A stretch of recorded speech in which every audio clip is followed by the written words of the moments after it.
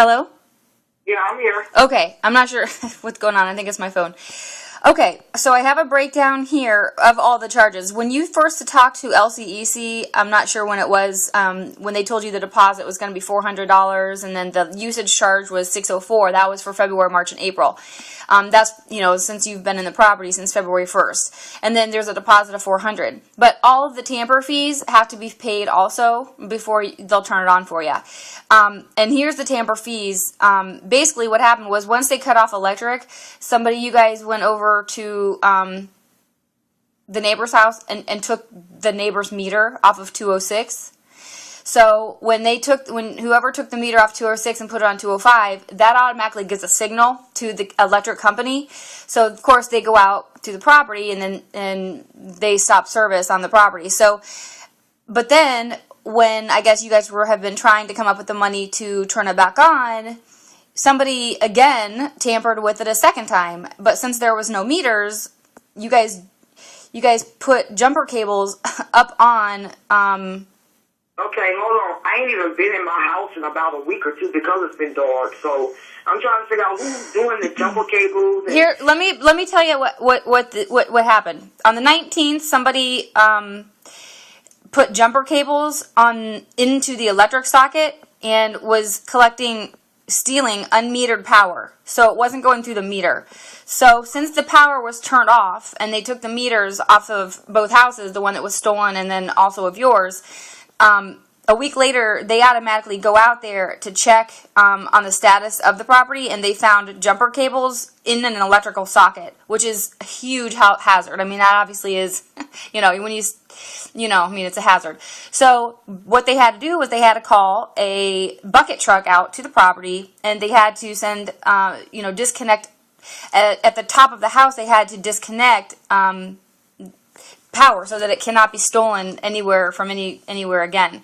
So the breakdown of all of the fees in order to turn it on at this point is the $400 deposit, the $600 usage fee from your 3 months, $200 tamper fee at 205, the initial one, 206, the neighbors where it was stolen from, another $200 tamper fee, $100 stolen meter from 206, another stolen tamper fee again, because the second time that it was tampered with on 205, they charged another $200 when you guys rigged it with the jumper cables. $50 stolen meter, usage, that's for the, estimated usage from the stolen house. And then a $50 jumper service, when you guys use the jumper cables to take service, they also charge $50 on that because they can't get in a direct usage charge because there's no meter or anything there, so it's an estimated charge of $50. And then $200 disconnect for the line truck that they had to send out to go on top of, I guess, in the box truck to disconnect up on top. So I mean, it's a very it's a very hefty charge. So when you were talking to me earlier about the fee that's the owners, about the I forgot what it's called, the weather hat. Yeah, that was not something the owner is taking care of. That's on you. I mean, that's from when this is all tampered from. They don't care who pays it. They were saying, ultimately, if nobody ever pays it, the owner will have to pay it. But obviously, the owner's not going to pay it when it was a tamper. Somebody stole electric two separate times. We need to get back on the phone with that same woman I spoke to, because I asked her, what is a weather hat? And she explained to me that it's the power pole leads up to on top of the house. Correct. So how would that? Because that's where they had to cut power from. That's what it damages, that when electric meters are tampered with and when jumper cables are put into the socket, it damages a lot of things. I mean, it's not something that just broke. I mean, it was directly from when this was, when this was rigged with jumper cables.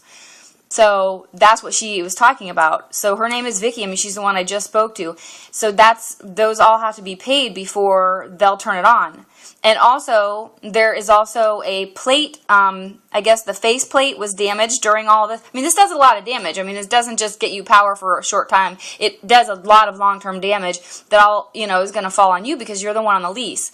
So I'm not sure who did it. It doesn't matter to me if it was maybe the guy that you had living there, the guy that was living there, the baby's father that was convicted convict. Maybe he knows how to do these kinds of things. I'm not sure, I don't know, and it really doesn't matter to me, because the problem is that now it needs resolved, and it's got to be resolved before they'll turn on the power. The faceplate was also damaged, which is something that an electrician has to take care of before that they can even turn on power also. So we have a lot of things going on here, and the whole total for all the tamper fees is $1,400. That's including the deposit, and then that does not include the $600 electric. I already gave them the deposit, so they won't get that again. I already gave them $200. I paid that on the 12th. Okay. I paid that because that's what she told me to give her was $200. Now all of this, it's overwhelming because I've been out of this house almost 3 weeks now because there hasn't been any electricity. So I'm trying to figure out like the tampering fees and. Well, then the guy that you had, that convict that got out of prison and came over, I forgot his name. He is probably, maybe him. Honest and truly, that man gone. He been gone. Well, I don't know. All I know is this is what they're telling me. It's a lot of money. It's about $2,000 because it's $1,400 just in tamper fees. But they don't mess around. They cannot.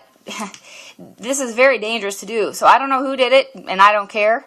The bottom line is, it has to be paid before they will restore the services. Yes. So I don't know if you can borrow from someone or what. I'm not going to worry about it.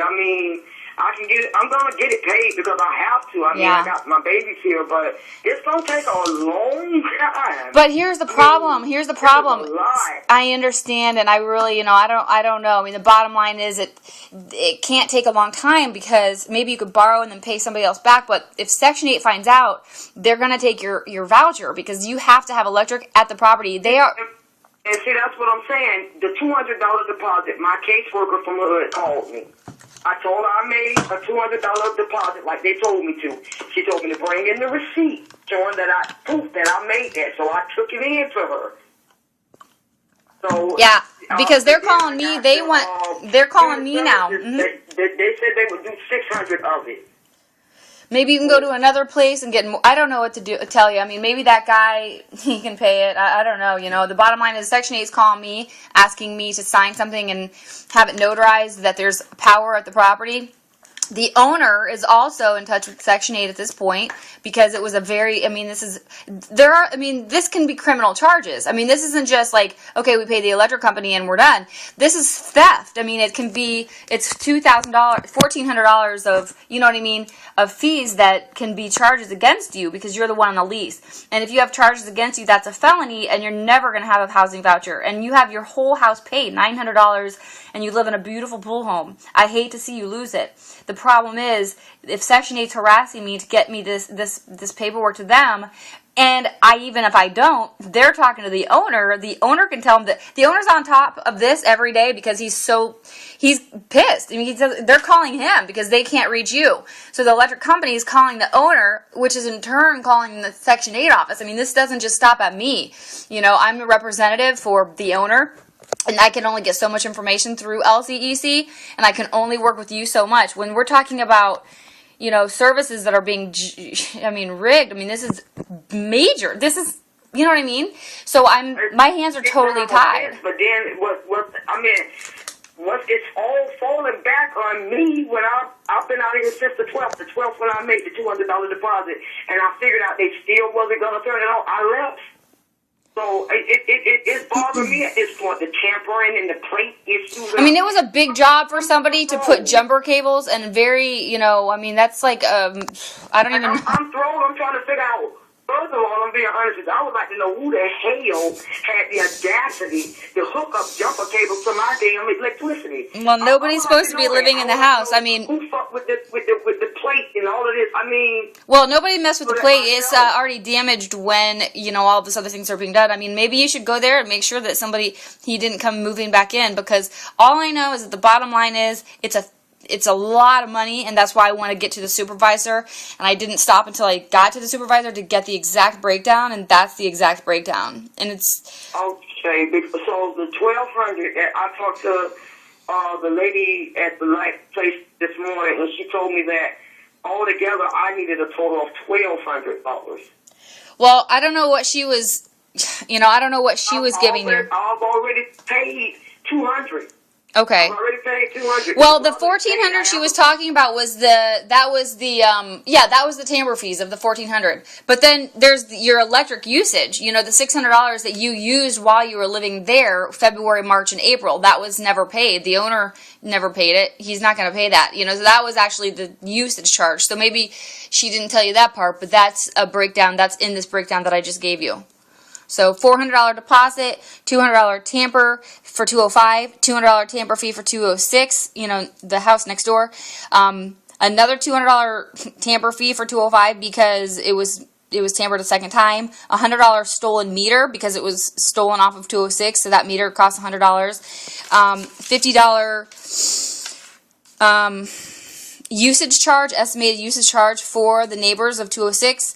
$50 usage estimated charge for the jumpered service, and $200 disconnect for the big line truck that they had to send out and box somebody up there to turn it, you know, to disconnect it at the top of the house. And then the $604 electric fee. So I don't know. But that's the bottom line, and I gotta, you know, Section 8's still calling me every day asking me the status because the owner's calling them, because LCEC's calling him. So it's a nightmare. Okay. So that's the breakdown as we got it right now. Okay. All righty. So Okay. I'll just So yeah, keep me up to date. I mean, is this the best number to get you? I can only do what I can do. Of course, right. I mean, is this the best number to reach you? Because I had a hard time reaching you at the other. This is the best number. 7890. Okay, phenomenal. Okay, Okay, thank you. thank you. See ya.